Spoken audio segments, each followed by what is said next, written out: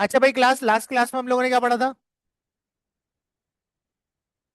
Folder structure और MVC pattern हम लोगों ने समझा था। ठीक है।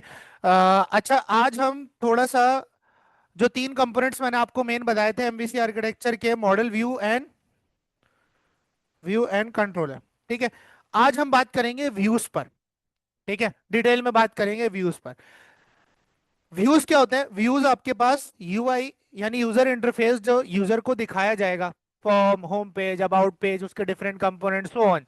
ठीक है, जो भी डेटा आपने लाना है वो आपने व्यू के अंदर शो करवाना है, व्यू से ही डेटा कंट्रोलर के पास जाएगा, वगैरह वगैरह। मतलब कि वो इंटरेक्शन पॉइंट जो यूजर के पास होगा वो व्यू कहलाता है। क्या कहलाता है?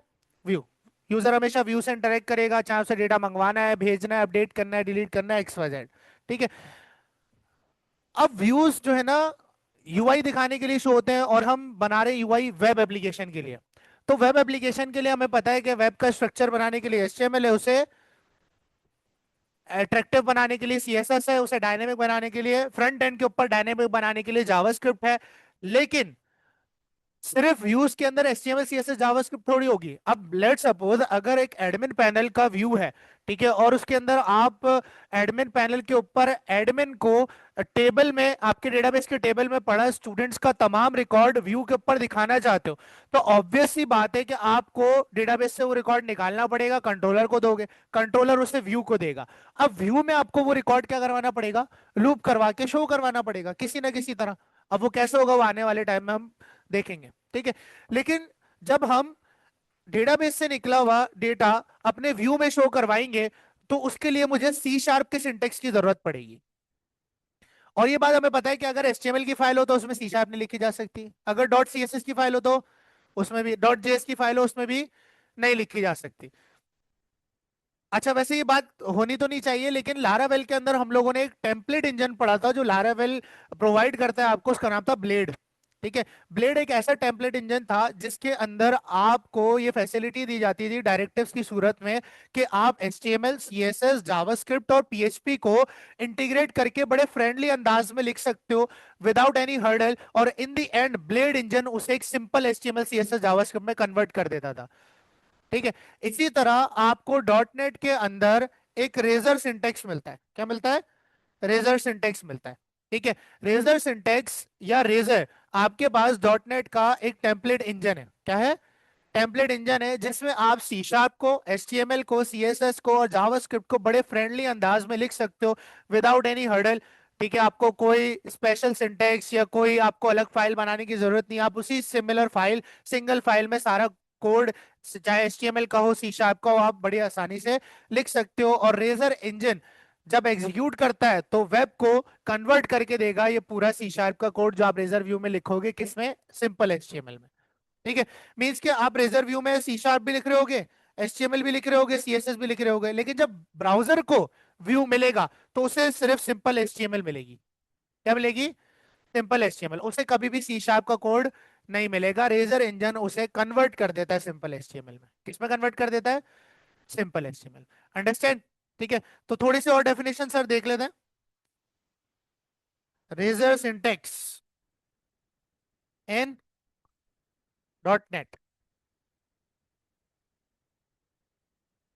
Razor syntax is a server-side markup syntax used in .NET, primarily ASP.NET Core के अंदर। ठीक है। अब जरूरी नहीं कि ASP.NET Core के अंदर प्राइमरीली इसमें यूज होता है, लेकिन बाकी फ्रेमवर्क्स में भी इससे यूज किया जा सकता है या होता है। To embed C sharp code into web pages, कि आप अपने HTML वेब पेजेस के अंदर सी शार्प का कोड आराम से लिख सको, दैट्स व्हाई आप इस सिंटेक्स का यूज करते हो। It allow developers to create a dynamic HTML content by transitioning seamless between HTML and C sharp using the @ symbol. अब देखो, जैसे हम लारावेल में भी अगर मुझे फॉर एग्जांपल अपने ब्लेड व्यू के अंदर अगर इफ की कंडीशन लगानी है तो मैं @ सिंबल का यूज करता था, @if, @for, @for each। याद है? ठीक है। इसी तरह रेजर सिंटेक्स में भी अगर आपको HTML, CSS, जावास्क्रिप्ट के अलावा सी शार्प का सिंटेक्स उसमें एम्बेड करना है तो वो आप @ के सिंबल से लिखते हो। जब भी आपको सी शार्प लिखनी होगी आप कौन सा सिंबल यूज करोगे? @ का, चाहे आपको अपने व्यू में फंक्शन बनाना हो, सॉरी मेथड बनाना हो, चाहे आपको अपने व्यू में कोई क्लास बनानी हो, चाहे व्यू में कोई वेरिएबल बनाना हो सिंपल सा, चाहे व्यू में आपको लूप लगाना हो, चाहे इफ कंडीशन लिखनी हो, कुछ भी आपको करना है @ का सिंबल यूज होगा। किसका सिंबल यूज होगा? @ का। ठीक है। अच्छा, अब इसकी जो फाइल एक्सटेंशन होती है वो हम पहले भी देख चुके हैं कि .cs HTML होती है। मतलब कि रेजर सिंटेक्स की जो फाइल होगी उसकी फाइल एक्सटेंशन क्या होगी? तैमूर .cs HTML means C#HTML means, और इसे हम रेजर व्यू कहेंगे। क्या कहते हैं? इन फाइल्स को हम रेजर व्यूज कहते हैं, सिंपल व्यूज नहीं कहते, क्या कहते हैं? Razor views. ठीक है। तो एक काम करते हैं, हम विजुअल स्टूडियो ओपन करते हैं और विजुअल स्टूडियो ओपन करने के बाद एक प्रोजेक्ट क्रिएट कर लेते हैं, नया प्रोजेक्ट क्रिएट करते हैं। और नया प्रोजेक्ट क्रिएट करने के बाद C# ऑल प्लेटफॉर्म वेब में जाएंगे और नीचे मुझे ASP.NET core web app model view controller का प्रोजेक्ट मिलेगा। इसे सेलेक्ट किया, एंटर किया। .NET 10 में आपको बता चुका हूं आपने यूज करनी है। ठीक है, कैसे SDK इंस्टॉल करोगे सारी चीजें मैंने आपको एक्सप्लेन कर दी थी। ठीक है, एंटर करते हैं और प्रोजेक्ट क्रिएट कर लेते हैं। ठीक है, ये मेरा प्रोजेक्ट क्रिएट हो चुका है और जो मेरे पास व्यूज हैं उसके अंदर जब मैं अपनी एप्लीकेशन को रन करूंगा तो बाय डिफॉल्ट कौन सा व्यू चलता है? रूट राउट खुलता है। रूट राउट होम कंट्रोलर के इंडेक्स मेथड को चलाता है, यानी इंडेक्स के एक्शन को चलाता है। किसको चलाता है? इंडेक्स के एक्शन को। और वो एक्शन क्या कर रहा है? एक व्यू रिटर्न कर रहा है। राइट क्लिक करूंगा, जैसे ही राइट क्लिक करूंगा गो टू व्यू करूंगा। क्या करूंगा?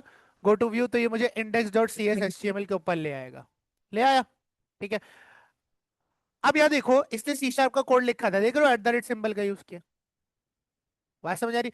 अब इसको हम हटा देते हैं, इसका हमारे पास अभी काम नहीं है, हटा दिया और एप्लीकेशन को कर दिया मैंने रन। ठीक है, एप्लीकेशन को रन करेंगे, एप्लीकेशन बिल्ड होगी और ब्राउजर पे सर्व हो जाएगी।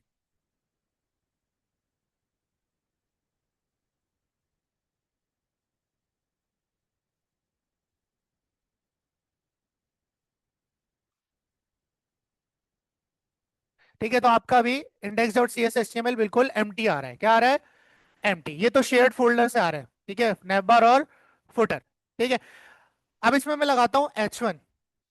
ठीक है, और H1 लगाने के बाद इसमें मैंने लिख दिया लेट सपोज तैयब। ठीक है। और अच्छा, अब यहाँ पर ना शायद मैंने आप लोगों को नहीं बताया था कि अब देखो, अब ये चेंजेस मुझे यहाँ अपेयर नहीं होंगे जब तक मैं एप्लीकेशन टर्मिनेट करके दोबारा रन ना करूं। लेकिन यहाँ पर एक आइकन होता है, ये आग वाला आइकन होता है। ठीक है, इसे कहते हैं हॉट रीलोड। ठीक है, ये क्या करता है? ये आपके एप्लीकेशन में जो चेंजेस हुए होते हैं उन्हें ब्राउजर पे रिफ्रेश कर देता है और आपकी एप्लीकेशन आपको टर्मिनेट करना नहीं पड़ती। तो हम हमेशा क्या करेंगे, एक दफा सर्व करेंगे और फिर हॉट रीलोड करेंगे तो देखो आपके पास ये आपको हॉट रीलोड करके अप्लाई करके चेंजेस दे देगा। आपको बार बार ब्राउजर बंद करने की जरूरत, हाँ कुछ केसेस में है कि जब आप नया व्यू ऐड करोगे, नया कंट्रोलर ऐड करोगे तो वो ऑप्शंस डिसेबल आते हैं, उसमें आपको एप्लीकेशन टर्मिनेट करना पड़ेगी। कुछ केसेस ऐसे होते हैं। ठीक है। अच्छा, अब मैं चाह रहा हूं यहां पर ना मैं इफ एल्स के ऊपर तैयब का H1 प्रिंट करूं। मैं डायरेक्ट तैयब का H1 प्रिंट ना करूं, कंडीशन के ऊपर तैयब का H1 रेंडर होना चाहिए, जिसे मैं कंडीशनल रेंडरिंग कहूंगा। क्या कहूंगा? अब फॉर एग्जांपल कंडीशन लगाने के लिए क्या लगाते हैं? इफ, यही सिंटेक्स होता है। लेकिन मैं C# लिख रहा हूं तो क्या लगाऊंगा इससे पहले? @। और इसके अंदर मैं बड़ी आसानी से HTML बड़ी आसानी से एम्बेड करके लिख सकता हूँ। मुझे कोई और सिंटेक्स की या कोई टैग की एक्सटर्नल रिसोर्स की जरूरत नहीं, इस इफ के अंदर मैं लिख सकता हूँ। यहाँ कंडीशन लिख दी 3 = 2 से, तो क्या प्रिंट कर देना? तैयब। क्या है ना? ठीक है, हॉट रीलोड करते हैं, देखते हैं, रिफ्रेश होता है, देखो प्रिंट हो रहा है। लेकिन अगर कंडीशन क्या हो जाएगी? फॉल्स हो जाएगी। देखो फॉल्स हो गई। ठीक है, अब इसे हॉट रीलोड करते हैं, अब देखते हैं, अब गायब हो गया। ठीक है, तो @से हम यूज करते हैं इन डायरेक्टिव्स को, इन्हें डायरेक्टिव्स कहते हैं। क्या कहते हैं? डायरेक्टिव्स। ठीक है, और इसी के साथ क्या लगा सकते हैं? एल्स भी लगा सकते हैं कि भाई एल्स क्या शो करा देना? Error, let suppose. बात समझ आती है? सॉरी, एक दफा @ लगेगा शुरू। डन है? ठीक है, तो इफ एल्स का ये सिंटेक्स है। अब यहाँ पर हॉट रीलोड करते हैं, क्या शो होना चाहिए? एरर आ गया। अब फॉर का लूप लगाना है। लूप पता है ना सबको कैसे लगाते हैं? अच्छा, इसमें ना कमेंट भी बड़े मजे का होता है। इसमें कमेंट होता है ये @स्टैरिक और स्टैरिक @ से। रेजर व्यूज में जो कमेंट होता है वो @स्टैरिक और स्टैरिक यानी इस सिंटेक्स के बीच में आप जो कुछ लिखोगे वो आपका कमेंट होगा। क्या होगा? कमेंट। क्लियर है? इंसर्ट की इनेबल हो गई ये लग रहा है। डन है? तो ये आपका कमेंट होता है। यहाँ लिख देता हूँ, चलो मैं कमेंट। ठीक है, ये आपका रेजर व्यू का कमेंट है। अच्छा, अगर एल्सिफ लगाना हो तो इसमें लगा सकते हैं बीच में। हाँ भाई, एक और लगाना हो, एल्स इफ लगा सकते हैं ना भाई। ठीक है, तो कितना आसान सिंटेक्स है, देख रहे हो।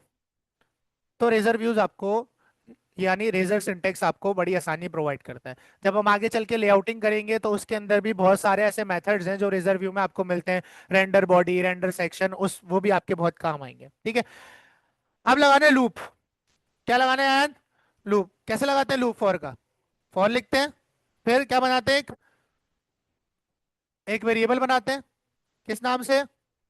आई नाम से। 1 से शुरू करेंगे, कहाँ तक जाएंगे? 10 तक जाएंगे। और फिर क्या करेंगे, हर दफा एक का इंक्रीमेंट करेंगे। और उसमें मैंने बोला कि H1 में क्या शो कर देना, तैयब शो कर देना। क्या शो कर देना? लेकिन इसके पीछे मैंने एट द रेट नहीं लगाया तो ये काम नहीं करेगा। फिर एट द रेट लगाना जरूरी है, सिंटेक्स का पार्ट है। ठीक है, तो अब चेक करते हैं क्या ये तैयब को 10 बार प्रिंट करके देता है। देखो, कर दिया।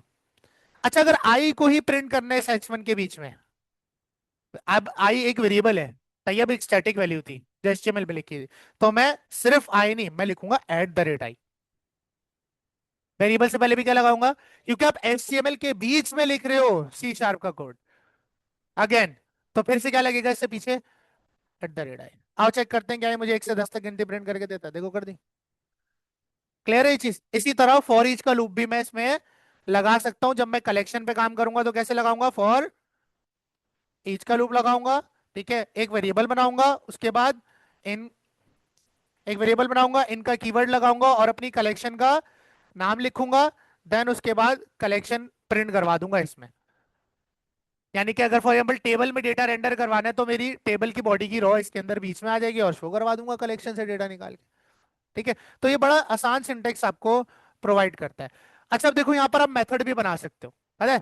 उसके लिए एक स्पेशल डायरेक्टिव है जिसका नाम है functions, at the rate functions. ठीक है, ये आपने बॉडी खोलनी है। अच्छा, इससे पहले एक चीज बता दूं, लेट सपोज अगर आपको प्योर C# का कोड लिखना है, अब लेट सपोज मान लो आपको कोई वेरिएबल बनाना है, तो आप वेरिएबल कैसे बनाओगे जब तक C# का स्कोप नहीं होगा?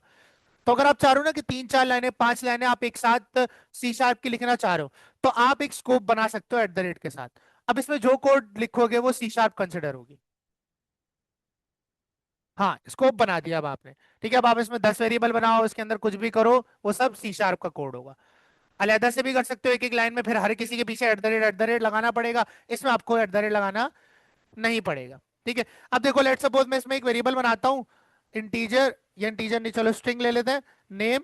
और मैंने कहा इसमें क्या स्टोर कर दो, तैयब। एक वेरिएबल बना दिया। अब इस वेरिएबल को बाहर इस H1 में प्रिंट करना है। वेरिएबल का नाम क्या है, नेम। स्कोप से बाहर हूं तो नेम से पहले क्या लगेगा, एट द रेट।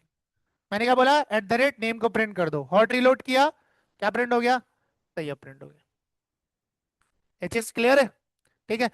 अच्छा, इसी तरह आप जो है ना मेथड्स भी बना सकते हो। क्या बना सकते हो, आपने एक डायरेक्टिव खोलना है एट द रेट फंक्शन, इस तरह से आपने इसका स्कोप खोलना है, इसमें आप जितने मेथड्स आप क्रिएट कर सकते हो। आप कैसे करेंगे, वॉइड, मेथड का नाम क्या लिखे, प्रिंट नेम। क्या लिख देता हूं, प्रिंट नेम। ये मैंने मेथड का स्कोप बना दिया।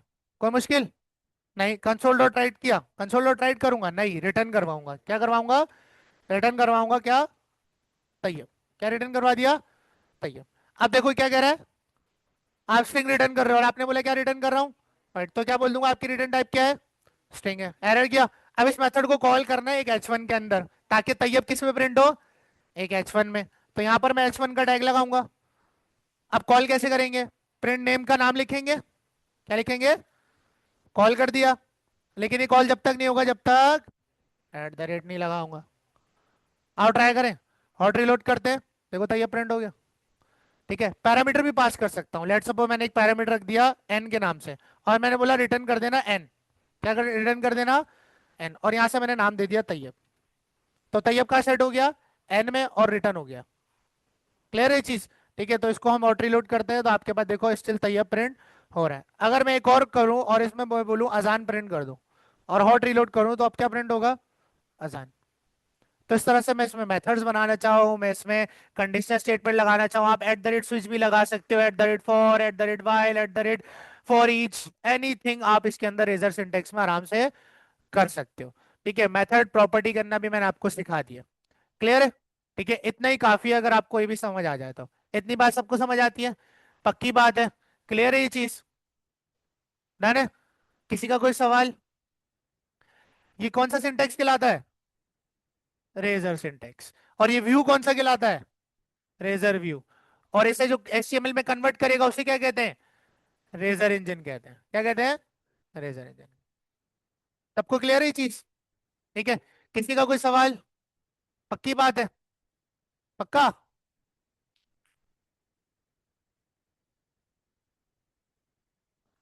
क्योंकि इफ आपने यहां से शुरू किया ना, तो इफ के साथ ही तो होता है एल्स इफ और एल्स।